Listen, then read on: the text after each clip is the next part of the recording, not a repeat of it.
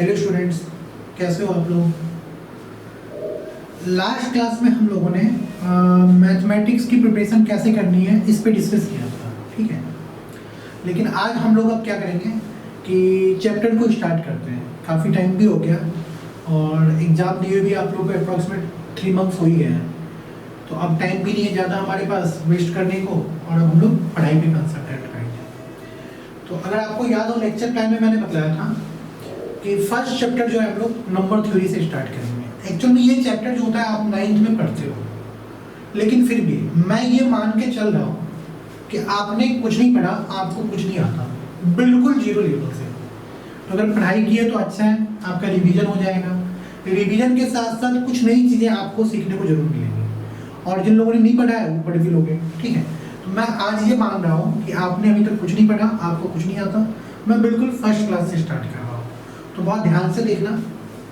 जो भी नहीं समझ में आए जरूर व्हाट्सएप करके पूछना। जब भी आपका लाइव क्लासेज होगा उसमें आप अपने डाउट्स भी पूछना, और लेक्चर को नोट्स भी कर लेना अपनी कॉपी में। सारा लेक्चर लिखा हुआ है, उसको कॉपी में नोट भी करना, बार बार पढ़ना, बहुत ईजी है। और जो भी असाइनमेंट दूंगा उसे कंप्लीट करना, ठीक है।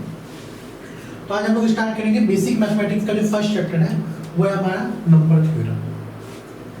तो नंबर थ्योरम अब आप याद करो, बिल्कुल जब आप बहुत छोटे थे, 2.5-3 साल के रहे होंगे, जब आपने पढ़ाई स्टार्ट की थी तो सबसे पहले क्या पढ़ना शुरू किया था? तो हिंदी में आप पढ़ना शुरू किया होगा, याद करो बिल्कुल स्टार्टिंग से।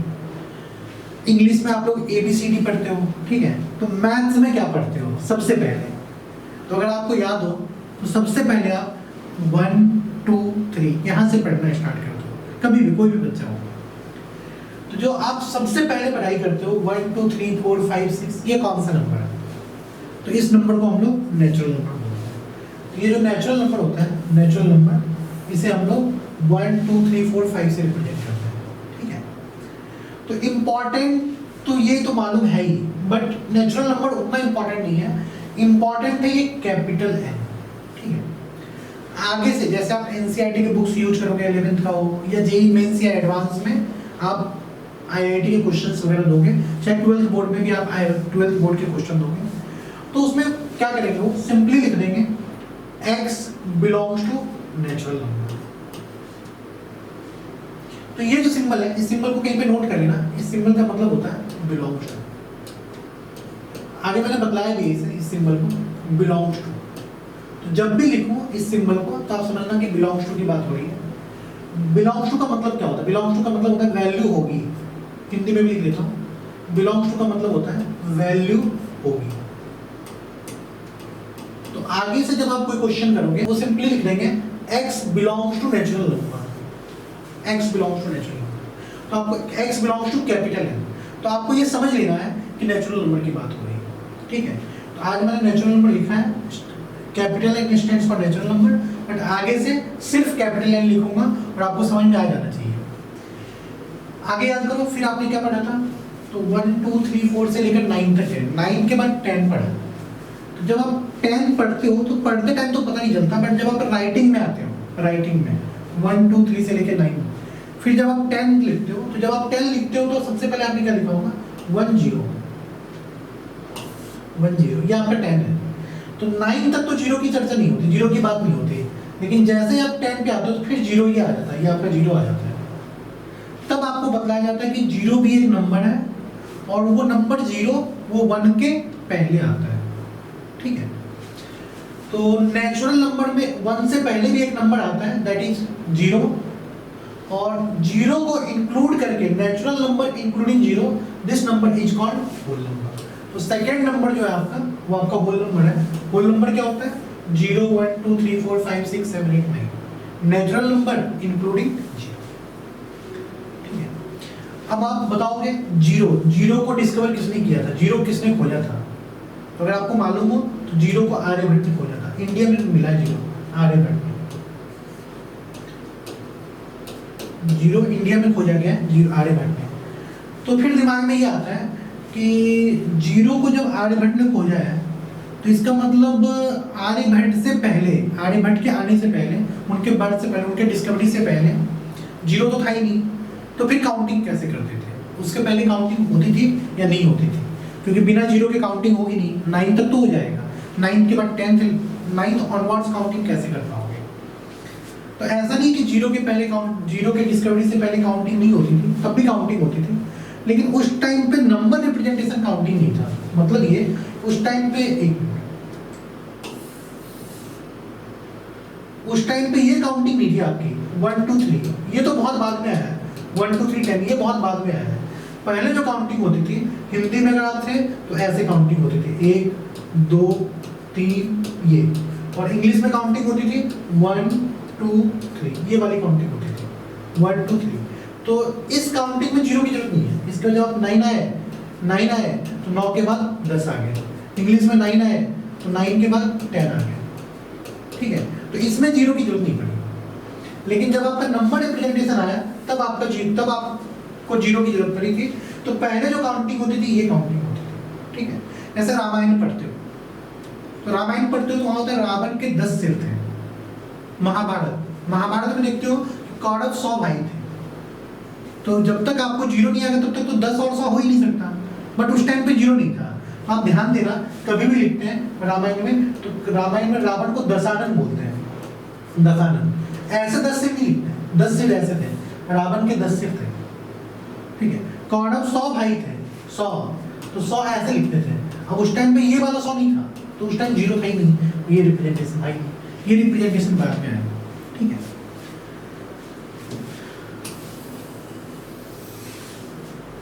नेक्स्ट है आपका नेचुरल नंबर हो गया, होल नंबर हो गया। इसके बाद आ जाता है आपका जैसे जैसे बड़े होते गए तो फिर आपका नेगेटिव नंबर भी आना शुरू हुआ। जैसे 4 + 6, ठीक है, 10 आ रहा है। 6 - 4 2 आ रहा है। तो जैसे जैसे आप सीनियर क्लास में जाओगे, सेकेंड थर्ड में आओगे, फिर आ जाता है नेगेटिव नंबर। जैसे 4 - 6 तो 1 2 में तो रहता है कि always you can subtract smaller number from greater number. लेकिन जैसे जैसे आप सीनियर होते जाओगे तो ये भी आएगा कि 4 - 6 की वैल्यू क्या होगी, ठीक है। तो जब आप 4 - 6 करोगे तो उसकी जो वैल्यू आती है वो नेगेटिव आती है। तो फिर नेगेटिव नंबर भी जनरेट हुआ, फिर नेगेटिव नंबर को भी सर्च किया गया। तो जो आपका जैसे 0 1 2 3, तो 1 2 3 तो पॉजिटिव था, 0 इसके पहले भी कुछ नेगेटिव नंबर है, उन नंबर को हम लोग इंटीजर्स बोलते हैं। तो नेचुरल नंबर, होल नंबर और इसके बाद इंटीजर्स। इंटीजर्स क्या होता है? तो माइनस इन्फिनिटी तक चलता जाएगा, माइनस इन्फिनिटी होता है। सो ऑन, -3 आ गया, -2, -1, फिर बढ़ना शुरू हुआ 0 1 2 3 सो ऑन, लास्ट में प्लस इनफाइनाइट पे जाके खत्म होगा। तो इस नंबर को हम लोग इंटीजर बोलते हैं। तो इंटीजर क्या होता है? होल नंबर, और इसको सबको प्लस माइनस भी कर दो। तो प्लस तो होल नंबर में था ही, -1 -2 -3 कर दोगे तो ये आपका इंटीजर हो जाएगा। बिल्कुल बेसिक से कर रहा हूँ, इसमें आपको ये सारी चीजें मालूम है। तो फिर से इंपॉर्टेंस आपका नेचुरल नंबर में इनका नहीं है, n का है। इंपॉर्टेंस होल नंबर का नहीं है, w का है। तो आगे से कभी w सिंबल लिखो तो आपके दिमाग में तुरंत आ जाना चाहिए होल नंबर की बात हो रही है, बिल्कुल रिलैक्स हो गया, ठीक है। इंटीजर्स के 2 सिंबल होते हैं, एक कैपिटल I और दूसरा कैपिटल Z। तो ध्यान से सुनना,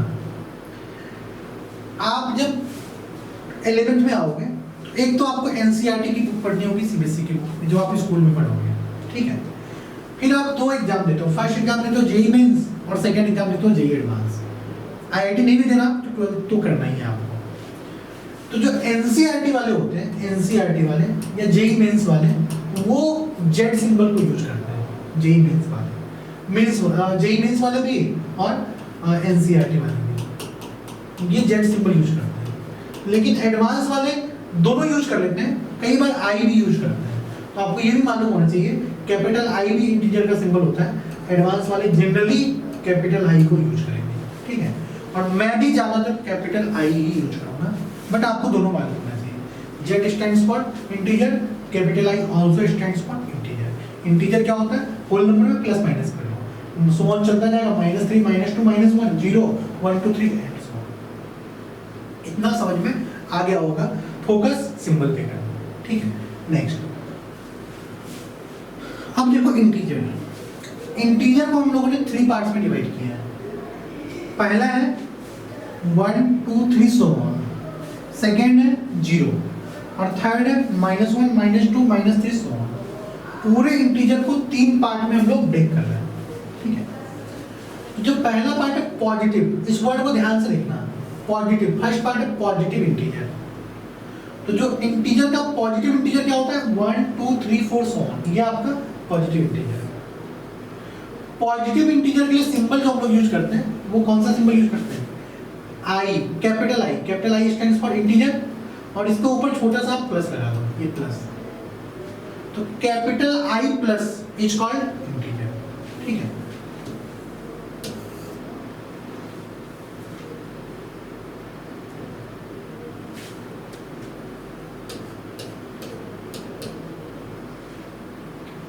कैपिटल आई प्लस आपका इंटीजर है।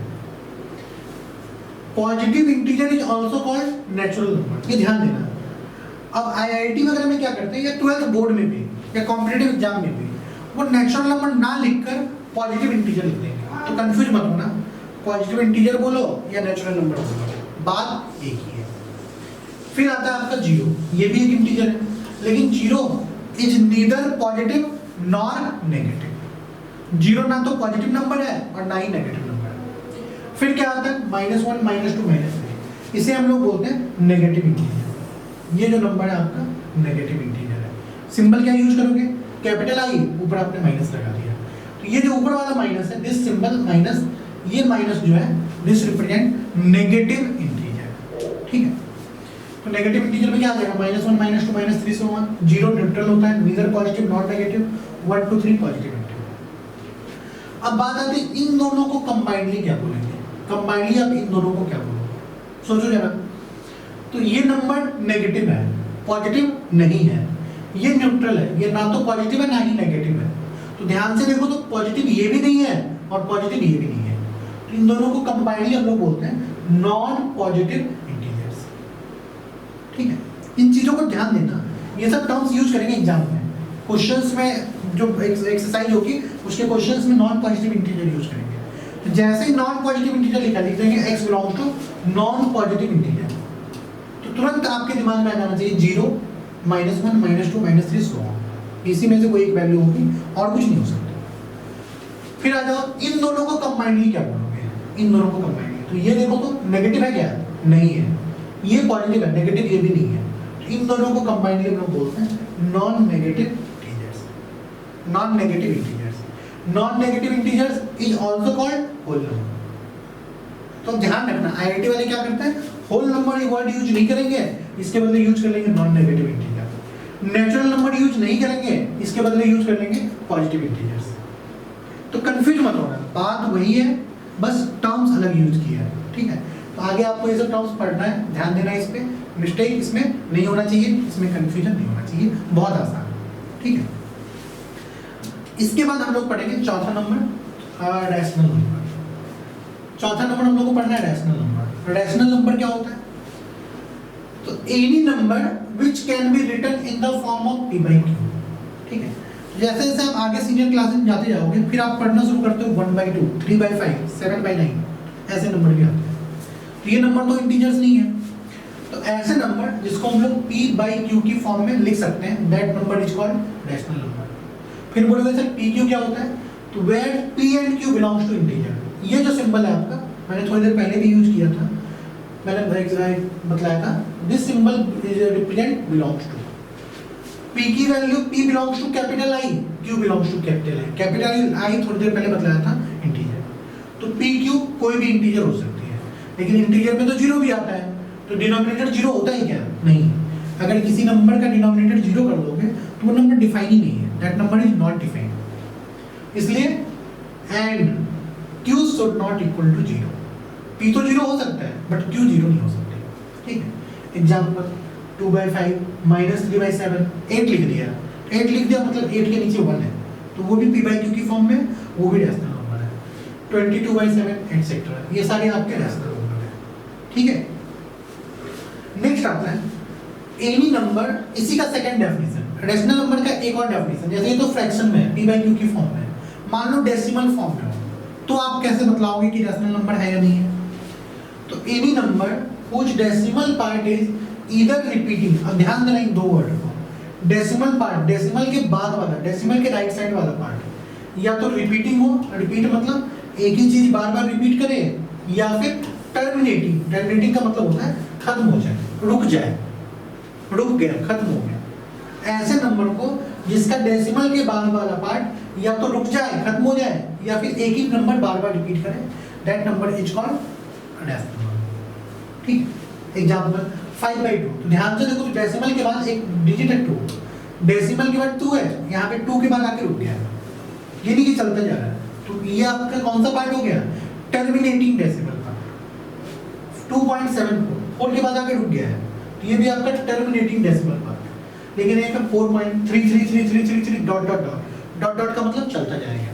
इसे हम लोग रैपिंग से लिख सकते हैं 4.3 बार, ऐसे भी लिख सकते हो, बात एक ही है। बार का मतलब रैपिंग, चलता जा रहा है, चलता जा रहा है। तो इसको हम लोग क्या बोलेंगे? Repeating decimal part. ये आपका रिपीटिंग डेसिमल पार्ट है, ठीक है।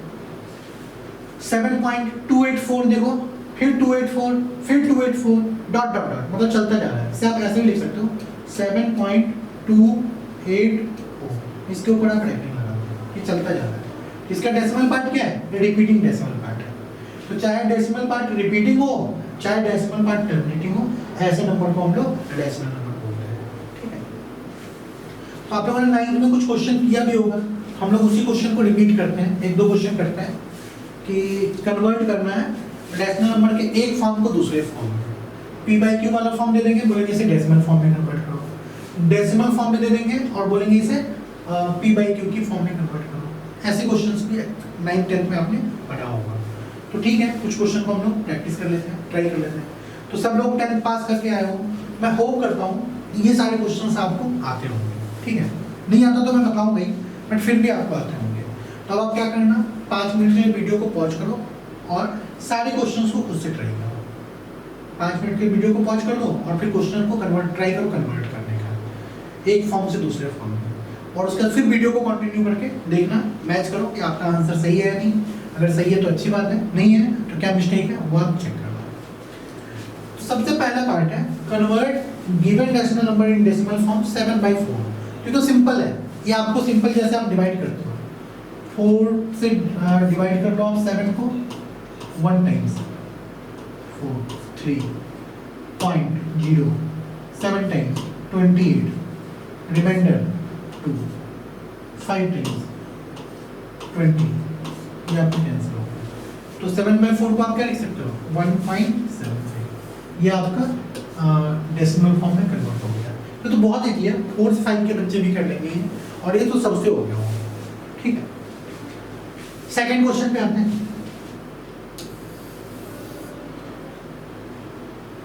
सेकंड क्वेश्चन है आपका 82/5। ये भी वैसा ही क्वेश्चन है। 82 को आप 5 से डिवाइड कर दो। सबसे पहले कितने टाइम्स 1 टाइम्स 5 3 32, फिर 6 टाइम्स 30 रिमाइंडर 2, फिर डेसिमल लगा दो, यहाँ पे 0 4 टाइम्स 20 कैंसिल, तो 16.4। तो 82/5 को आप डेसिमल फॉर्म में कैसे लिखोगे 16.4। इसका क्या आया था 1.7। ध्यान से देखो, तो डेसिमल के 2 डिजिट के बाद ये आपका टर्मिनेट हो गया, रुक गया, तो ये आपका टर्मिनेटिंग डेसिमल पार्ट है। 16.4 डेसिमल के 1 डिजिट के बाद ये रुक गया, टर्मिनेट हो गया, ये आपका टर्मिनेटिंग डेसिमल पार्ट है। नेक्स्ट इसके बाद है आपका 73/7। देखते हैं 73/7 को कैसे करोगे आप, 7 से डिवाइड कर लो 73 को, 1 टाइम 7 कैंसल 3 0 नहीं आ रहा, पॉइंट करो 30 हो जाएगा, यहाँ आपका आ जाएगा 4 टाइम्स 28 2 0 2 टाइम्स 14 6 0 56 4 रिमाइंडर 4 40 5 टाइम्स 35, ये आपका यहाँ भी कर दो, ये आपका रिमाइंडर आ गया 5 50 7 टाइम्स 49 1 टाइम्स 7 3 30। अब फिर से 30 आ गया, तो फिर से 30 आ गया, इसका मतलब ये चीज़ फिर से आ गई आपकी, यही बार बार रिपीट होना शुरू हो जाएगा। तो आप इसको ऐसे भी लिख सकते हो 10.42857। कभी रुकेगा नहीं, 10.42857 फिर 42857 अगेन 42857 सो ऑन चलता जाएगा, ठीक है। तो ये भी आपका रैशनल नंबर है, कौन से फॉर्म में रिपीटिंग डेसिमल पार्ट, इसका जो डेसिमल पार्ट है वो टर्मिनेट नहीं कर रहा, वो रुक नहीं रहा, वो कंटिन्यू चलता जा रहा है, रिपीटिंग डेसिमल पार्ट। तो इजीली आप कर लिए, ये सबसे हुआ होगा, तीन के तीनों क्वेश्चन सबसे हुए होंगे। मुझे नहीं लगता आप में से कोई ऐसा होगा जिससे ये तीनों में से कोई भी एक क्वेश्चन ना हुआ, ठीक है। तो ये तो इजी था। अब आगे आते हैं, convert given decimal number into p/q form. इन सबको p/q फॉर्म में कन्वर्ट करें। सबसे पहले 2.74, ये तो बहुत आसान है। 2.74 को आप क्या लिखोगे? 2.74, ठीक। सबसे पहले क्या करो, डेसिमल के बाद देखो कितने नंबर है, डेसिमल के बाद कितनी डिजिट है, सॉरी। तो डेसिमल के बाद 2 डिजिट है, तो डेसिमल के बाद जितनी भी डिजिट हो 10 के उतने पावर से मल्टीप्लाई डिवाइड करो, बस यही ध्यान रखना। ये तो किया होगा, थर्ड फोर्थ का है, 11th में बतलाने लायक चीजें नहीं, फिर भी बता रहा हूँ। तो डेसिमल के बाद जितनी भी डिजिट हो 10 की उतनी पावर से मल्टीप्लाई डिवाइड करो। तो 2.74 इंटू 100/100। जब आप 100 से मल्टीप्लाई करोगे दोनों ये डेसिमल दोनों डिजिट के बाद यहाँ पे आ जाएगा 274/100, ठीक है। अब चाहो तो आप इसको सिंपलेस्ट फॉर्म में कन्वर्ट कर सकते हो, डिवाइड कर दो, ये आपके सिंपलेस्ट फॉर्म में कन्वर्ट हो जाएगा, ठीक है। 2 से डिवाइड कर दो, 137 डिवाइडेड बाई 50, यही आपका फाइनल आंसर आ गया p/q फॉर्म। यहाँ पे भी छोड़ दो तो रॉन्ग नहीं है, ये भी सही है, बट जनरली आंसर को हम लोग सिंपलेस्ट फॉर्म में लिखते हैं, ठीक है।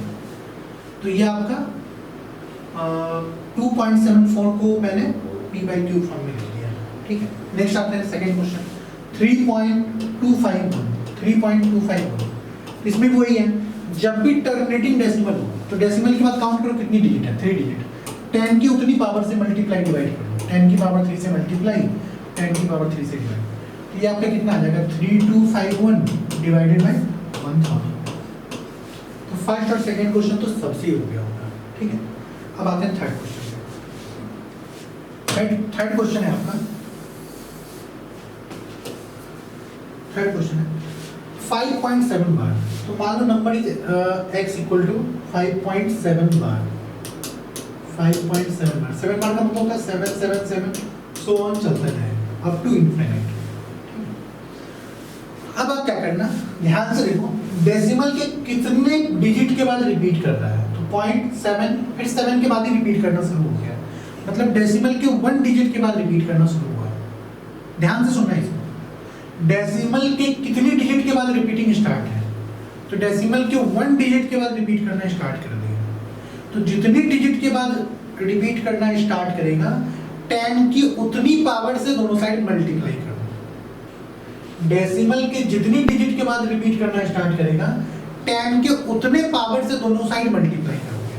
तो 1 डिजिट के बाद रिपीट कर रहा है तो 10 की पावर 1 मतलब 10 से दोनों साइड मल्टीप्लाई करोगे। तो 10 से मल्टीप्लाई करोगे तो ये आपका आ जाएगा 57.777 सो ये आपका आ गया, ठीक है। डेसिमल के बाद वाला पार्ट दोनों का सेम होना चाहिए। फिर आप क्या करो, दोनों को सब्ट्रैक्ट करो। सब्ट्रैक्ट करोगे तो लेफ्ट साइड में कितना आ जाएगा 9x और राइट साइड में 52। 9x इक्वल टू 52 तो x इक्वल टू 52/9। तो आपने गिवन नंबर को x एज्यूम किया था तो x की वैल्यू आ गई 52/9। इसका मतलब 5.7 बार को हम लोग लिख सकते हैं 52/9। ये भी ऐसा ही है, बिल्कुल सिंपल। तो ये तो आपने 9th में पढ़ा होगा। इसके पहले जो आपने किया था वो 5-6 पार्ट का, 5-6 क्लास का था, लेकिन ये क्लास 9th में पढ़ना है, ठीक है। बिल्कुल ऐसे 3.23 है। तो जिनसे ये वाला नहीं हुआ था देख लिया, अब फिर से 2 मिनट वीडियो को पॉज करो और इन दोनों क्वेश्चन को ट्राई करो और अब आपसे हो जाएगा। और फिर आप वीडियो को अटेम्प्ट करने के बाद वीडियो को आप ऑन करना और देखना कि आपका आंसर राइट है या रॉन्ग है, ठीक है। नेक्स्ट है आपका 3.232। फिर से वही करो 3.23 बार।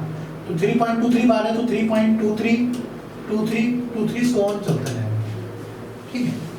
अब देखो डेसिमल के कितने डिजिट के बाद रिपीट कर रहा है, डेसिमल के 2 डिजिट के बाद रिपीट कर रहा है, 2 डिजिट के बाद। तो आप क्या करो, दोनों साइड 10⁻² से मल्टीप्लाई कर लो। यही मेथड है, दोनों साइड 10⁻², मतलब 100 से मल्टीप्लाई करो। 100 से जब आप इसे मल्टीप्लाई करोगे तो क्या आ जाएगा, ये आपका आ जाएगा 100x इक्वल टू 323.232323। बोलो सर लॉजिक क्या है, क्यों उसी नंबर से मल्टीप्लाई करते हैं डेसिमल की जितनी डिजिट के बाद रिपीट करता है 10 की उतनी पावर से मल्टीप्लाई क्यों करते हैं? अगर 10 से मल्टीप्लाई कर ले तो प्रॉब्लम क्या आएगी? तो अगर आप 10 से मल्टीप्लाई करोगे तो क्या आ जाएगा? 10x equal to 32.323। तो देखो डेसिमल के बाद वाला पार्ट दोनों का डिफरेंट है। यहाँ पे दोनों का डेसिमल के बाद वाला सेम है। तो अगर दोनों डिफरेंट होगा और जब आप सब्ट्रैक्ट करोगे तो डेसिमल के बाद वाला पार्ट कैंसिल नहीं होगा। तो अगर डेसिमल के बाद वाला पार्ट कैंसिल नहीं होता फिर वो p/q की फॉर्म में कन्वर्ट ही नहीं हो पाएगा। इसलिए हम लोग ऐसे नंबर से मल्टीप्लाई करते हैं, 10 की उस पावर से मल्टीप्लाई करते हैं डेसिमल के जितनी डिजिट के बाद वो रिपीट होता है। ठीक है, अब आप फिर से क्या करो, इन दोनों को सब्ट्रैक्ट कर लो। सब्ट्रैक्ट करोगे तो कितना आ जाएगा? ये आपका आ जाएगा 99x इक्वल टू 320। ठीक है, सॉरी 320। 99x equal to 320। तो x की वैल्यू कितनी आ गई? 320/90। यही आपका p/q फॉर्म हो गया 3.23 बार का। बिल्कुल सिंपल। ठीक है, और लास्ट वाला देखो कैसे करोगे। लास्ट वाला है आपका 4.372। ध्यान देना x इक्वल टू है 4.372। 3 पे बार नहीं, रेकरिंग नहीं है, 72 पे। तो 3727272 डॉट चलता है। 7272 आपका रिपीट कर रहा है। तो रिपीटिंग में 3 नहीं है, 3 रिपीट नहीं करना, 727272 रिपीट करना है। तो पहले क्या करो कि कुछ ऐसा अरेंज करो कि डेसिमल के बाद रिपीटिंग पार्ट आ जाए। अब भी नहीं है तो मैं क्या करता हूँ, अगर ये पॉइंट यहाँ ना होके ये डेसिमल वाला पार्ट जो है ये आपका यहाँ होता तो फिर आप बोल सकते थे कि डेसिमल के बाद रिपीट कर रहा है। तो पहले मैं इस डेसिमल को यहाँ पे लाता हूँ। कैसे? 10 से दोनों साइड मल्टीप्लाई करूँ तो 10x इक्वल टू आ जाएगा 43.727272। ठीक है, अब आप देखो डेसिमल के कितनी डिजिट के बाद रिपीट कर रहा है? तो डेसिमल के 2 डिजिट के बाद रिपीट कर रहा है। ठीक है, तो आप क्या करना, दोनों साइड, यहाँ पे नहीं, यहाँ पे दोनों साइड 10⁻² से मल्टीप्लाई कर दो। तो 10⁻² का मतलब होता है 100। 100 से आप दोनों साइड मल्टीप्लाई करोगे इधर आ जाएगा आपका 1000x और इस साइड आ जाएगा 4372.727272। अब आप सब्ट्रैक्ट करो, सब्ट्रैक्ट करो इधर कितना आ जाएगा 990। 990x equal to 12 - 3 9, 6 - 4 2, 3 4 4329। ये आपका आ गया 990x की वैल्यू। ठीक है, अब आप बताओ x की वैल्यू कितनी आ जाएगी? x आ जाएगा आपका 4329 डिवाइडेड बाय 990। ठीक है, यही आपका x आ गया। आपने x एज्यूम किया था इस नंबर को, इस नंबर की वैल्यू कितनी आ गई? 4329 डिवाइडेड बाय 990। ये आपका कन्वर्ट हो गया, सारे के सारे क्वेश्चन सॉल्व भी हो गए और p/q वाला फॉर्म कन्वर्ट हो गया डेसिमल फॉर्म में। और इसके पहले हम लोगों ने किया था डेसिमल वाले को p/q की फॉर्म। तो दोनों इजी है, दोनों को आप इजीली कर सकते हो। ठीक है, और ये ऐसा नहीं कि आपने पहली बार सीखा है, इतना पहले से पढ़ रखे हो। जस्ट मैं रिकॉल करवा रहा हूँ, एक रिवाइज करवा रहा हूँ। ठीक है, अब आगे देखते हैं आगे।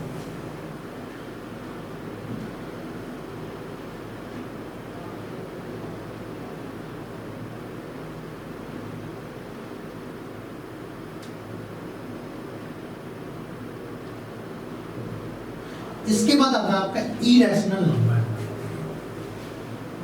इरेशनल नंबर क्या होता है? तो सबसे पहले सिंबल देखो, इरेशनल नंबर का सिंबल क्या है? Q और ऊपर एक छोटा सा डैश जैसा लगा है। तो Q तो रैशनल नंबर का सिंबल था और ये जो डैश है इसे हम लोग पढ़ते हैं नॉट। तो फाइनली इसे आप पढ़ोगे Q नॉट। इरेशनल नंबर की डेफिनेशन होती है, लिखा भी है। इसको आप क्या पढ़ोगे? रीड है Q नॉट, इसे हम लोग पढ़ते हैं Q नॉट। ठीक है, तो बिल्कुल नाम से क्लियर है, डेफिनेशन से क्लियर है, सिंबल से क्लियर है। इरेशनल नंबर कौन सा नंबर होगा? Number which is not Q, ऐसा नंबर जो रैशनल नहीं है।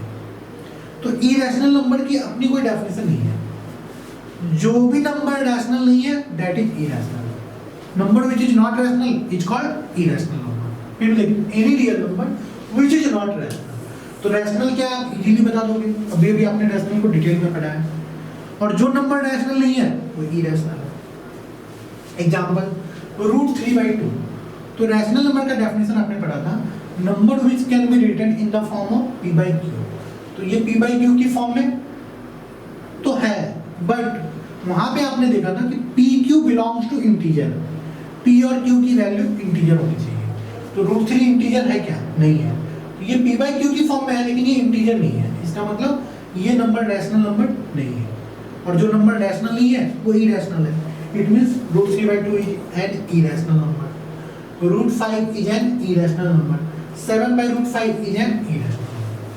तो रैशनल का ऐसा कोई डेफिनेशन नहीं है, जो रैशनल नहीं, सॉरी, इरेशनल का ऐसा अपना कोई डेफिनेशन नहीं है, जो रैशनल नहीं है वो नंबर आपका इरेशनल है। इतना सिंपल है। अब डेसिमल फॉर्म की बात करते हैं। तो डेसिमल फॉर्म में इरेशनल नंबर होता है any number whose decimal part is neither repeating nor terminating। ऐसा नंबर जिसका डेसिमल पार्ट ना तो रिपीट करे और ना ही टर्मिनेट करे। अब इसको बहुत ध्यान से सुनना। डेसिमल पार्ट मतलब डेसिमल के बाद वाला पार्ट। पहले क्या था, चाहे रिपीट कर जाए चाहे टर्मिनेट कर जाए तो वो डेसिमल होता था। तो नीदर रिपीटिंग, रिपीट मतलब एक ही चीज बार बार रिपीट नहीं करनी चाहिए, नॉर टर्मिनेटिंग, ना ही वो रुके, कभी नहीं रुकना चाहिए, चलता जाएगा dot dot dot so on.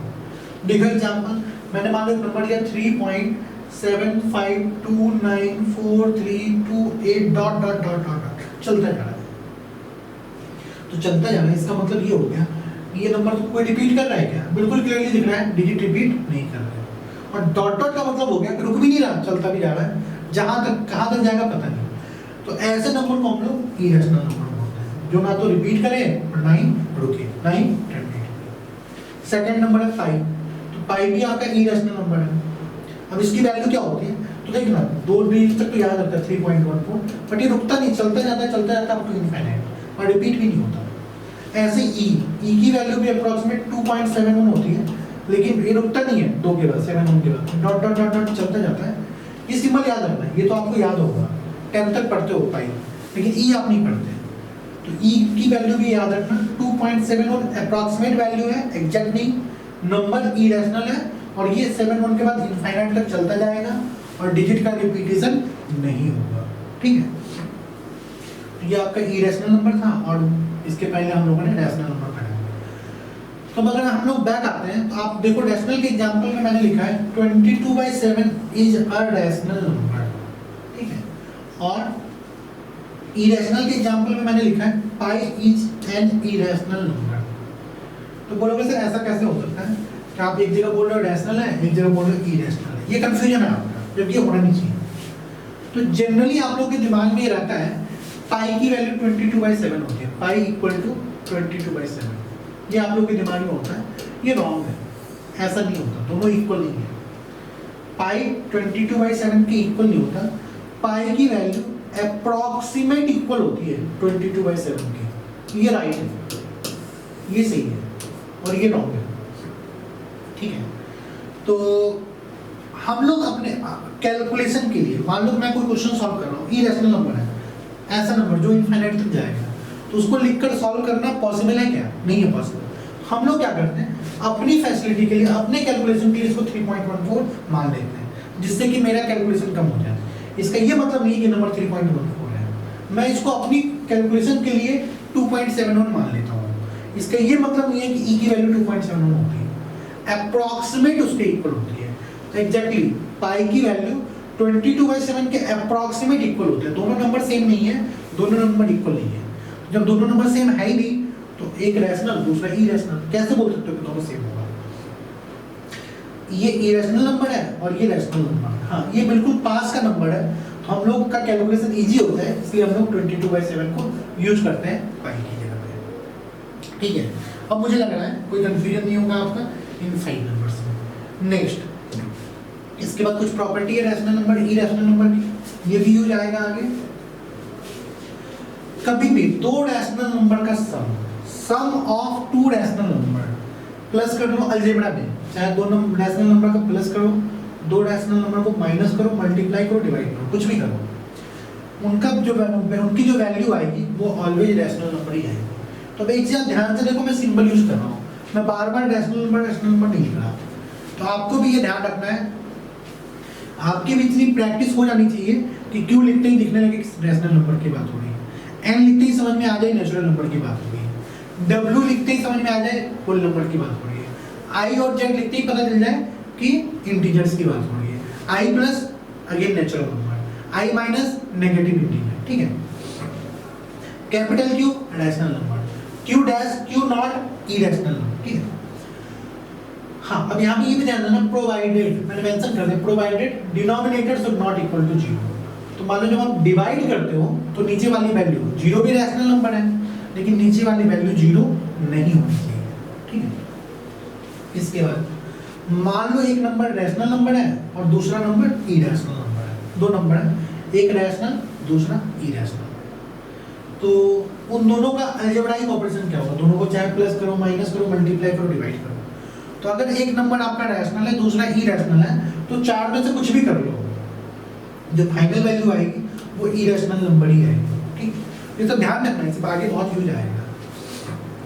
बोलोगे सर दोनों इरेशनल है फिर क्या होगा, मान लो पहला वाला भी इरेशनल और दूसरा वाला भी इरेशनल, अब दोनों को प्लस करें, माइनस करें, मल्टीप्लाई करें, डिवाइड करें तो क्या होगा, तब कुछ भी हो सकता है, डिपेंड करता है नंबर क्या है।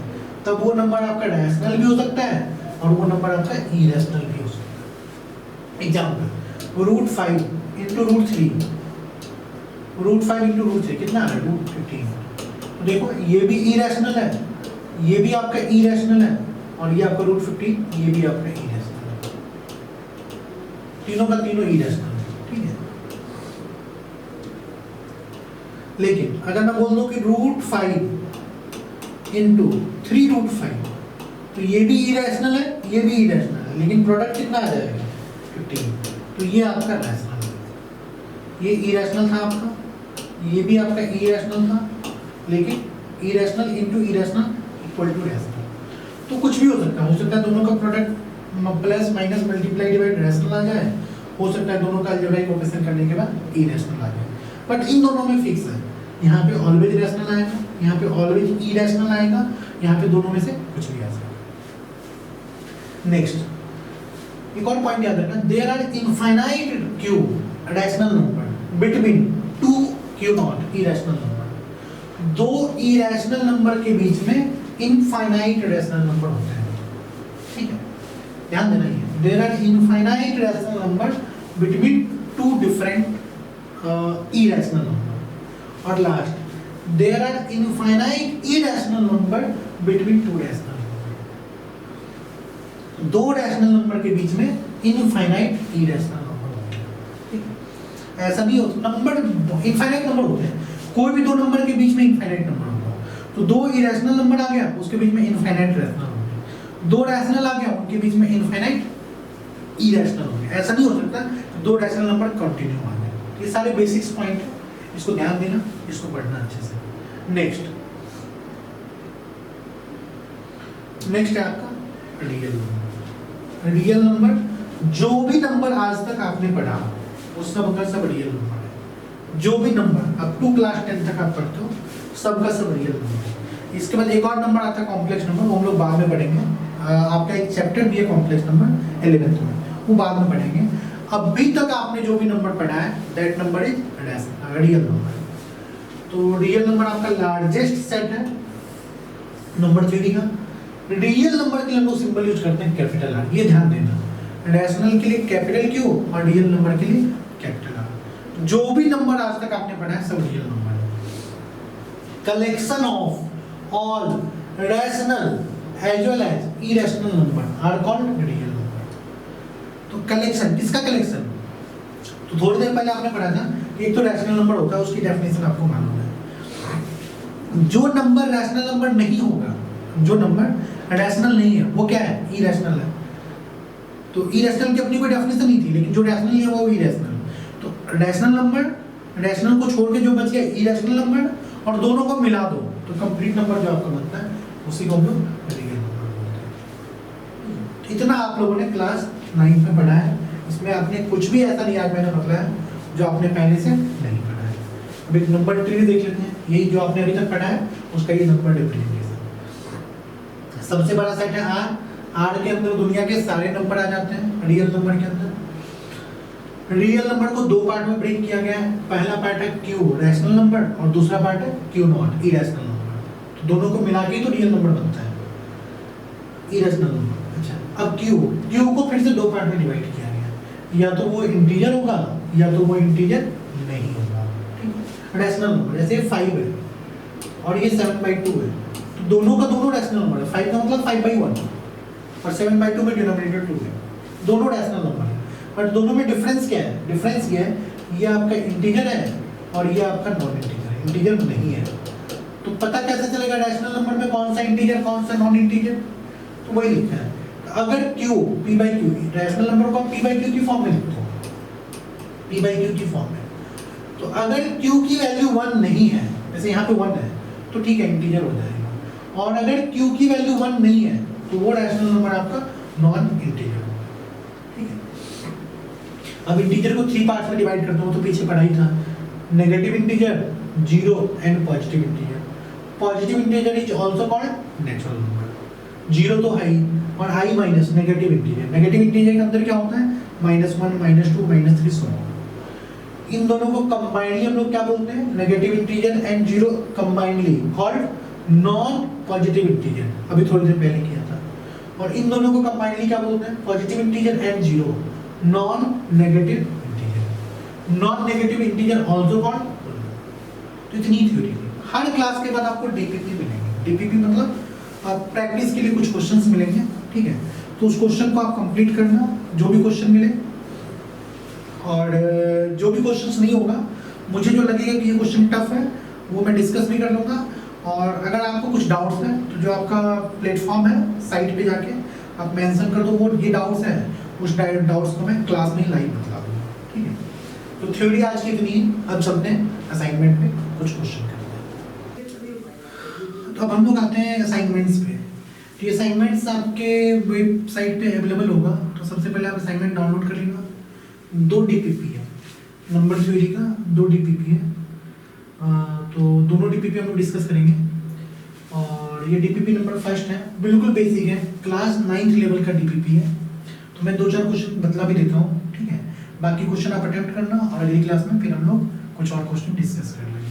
ठीक है, तो सबसे पहले देखो 1/2 is a fraction rational number, ये सब बहुत आसान है, तुरंत कर लोगे। फिर कुछ क्वेश्चन है आपका LCM HCF based. What is largest number that divides each one of 1152 and 664 exactly. HCF का क्वेश्चन है, ये सब क्वेश्चन तो आप कर लोगे, क्लास 7th 8th का क्वेश्चन है, ये सब सबसे हो जाएगा। फिर आता है what is the largest number that divides 70 and 125 leaving remainder 5 and 8 रिस्पेक्टिवली। ठीक है, चलो एक मैं बता देता हूँ, 3rd नंबर क्वेश्चन देखो। What is the largest number that divides 70 and 125 leaving remainder 5। तो अगर नंबर को 70 से जब आप डिवाइड करोगे तो रिमाइंडर 5 आ रहा है, इट मीन्स 65 जो आपका है वो कंप्लीटली डिविजिबल हो जाएगा। 70 को डिवाइड करते हो रिमाइंडर 5 आ रहा है, इट मीन्स अगर 70 से 5 माइनस कर लो जो 65 है वो आपका कंप्लीटली डिविजिबल होगा। 125 को डिवाइड करते हो तो रिमाइंडर 8 आ रहा है, तो इट मीन्स 125 माइनस 8 कर लो तो 117 जो है आपका वो आपका कंप्लीटली डिविजिबल होगा। तो अगर ऐसा नंबर बताना what is the largest number which divides 65 and 117 completely exactly. ठीक है, तो वही करना है, एचसीएफ करना है। सबसे पहले प्राइम फैक्टर में ब्रेक कर लो। प्राइम फैक्टर में ब्रेक करना आता होगा, 65 को क्या लिखोगे 13 इंटू 5, और 117 का प्राइम फैक्टर क्या होगा 13 इंटू 3 इंटू 3। ठीक है, तो एचसीएफ चाहिए, तो एचसीएफ में हम लोग क्या करते हैं, जो कॉमन प्राइम फैक्टर होता है वही आपका एचसीएफ हो जाता है, तो इसका एचसीएफ हो जाएगा 13। तो 3rd क्वेश्चन का आंसर जो है आपका फर्स्ट ए हो जाएगा 13। नंबर 6 है आपका if HCF of 65 and 117 is of the form 65m minus 117 then m equal to, तो दो नंबर का HCF 65 and 117 अभी भी जस्ट किया है, तो उसका HCF कितना आया था 13 आया था। तो आप बोल दो कि is of the form, it means 65m minus 117 equal to 30। पढ़ो क्वेश्चन को फिर से। If HCF of 65 and 117, इन दोनों का HCF कितना होता है 13, तो 13 को इन्होंने इस फॉर्म में लिखा है 65m minus 117, तो व्हाट इज m, तो बहुत इजी है, 65m इक्वल टू कितना आ जाएगा 65m इक्वल टू, सीधे लाके प्लस कर लोगे तो ये 130 एंड m इक्वल टू 2। ए था m इक्वल टू 2, तो क्वेश्चन नंबर 6 का आंसर बी। ठीक है, इसी टाइप के क्वेश्चंस हैं, करना और देखने कुछ questions. A number when divided by 143 leaves 31 as remainder. What will be remainder when same number is divided by 13? चलिए इस क्वेश्चन को मैं बता देता हूँ। A number when divided by 143 leaves remainder 31 as remainder.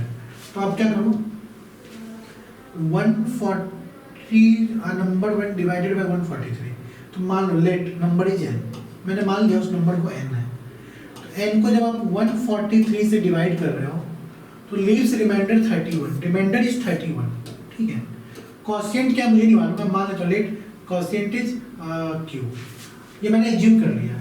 तो उस नंबर को जब आप 143 से डिवाइड करोगे तो रिमाइंडर q है, और सॉरी नंबर को जब आप 143 से डिवाइड करोगे तो कोशिएंट q है और रिमाइंडर इज 31।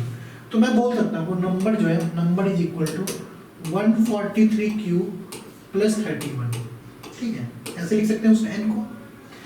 अब फिर इन्होंने क्या बोला, what will be remainder when same number is divisible by 13। अब आप इस n को 13 से डिवाइड करोगे तो रिमाइंडर क्या आएगा। ठीक है, तो ध्यान से देखो, जब आप n को 13 से डिवाइड करोगे तो ये वाला जो पोर्शन है ये 13 से कंप्लीटली डिविजिबल है, कंप्लीटली डिविजिबल बाय 13। तो 31 को जब 13 से डिवाइड करोगे तब कितना रिमाइंडर आएगा, तो डिवाइड करके देख लो, 2 टाइम्स 26 5, तो रिमाइंडर आपका कितना आ जाएगा 5। इस क्वेश्चन का आंसर हो जाएगा डी 5। ठीक है, तो हाँ 21 नंबर क्वेश्चन है, a and b are two positive integer, ठीक है, such that least prime factor of a is 3।